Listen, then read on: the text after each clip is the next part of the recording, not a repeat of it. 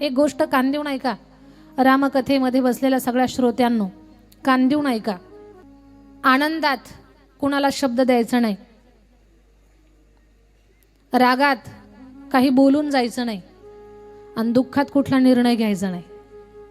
या 3 गोष्टी माणसानं जीवनामध्ये सांभाळायच्या, अडचणी आपल्या जीवनात येणार नाहीत किंवा कमी प्रमाणात येतील. काय काय? आनंदात कुणाला शब्द देऊन जाऊ नका. माणसं आनंदात आले ना खूप काही शब्द देऊन जातात. मग शब्द जर करणं पूर्ण झालं नाही, शब्द सांभाळता नाही आला, तर मग अडचणी होतात. काय म्हणे मोठ्या थाटानं बोलतो आणि शब्द सांभाळत नाही. मग आनंदात कुणाला काही शब्द देऊन जाऊ नका, रागात काही बोलू नका. माणसं रागात आले की काहीतरी अडमधडम बोलून जातात.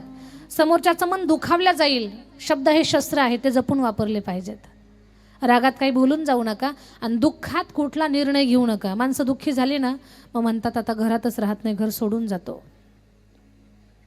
असा दुःखात निर्णय घ्यायचा नाही.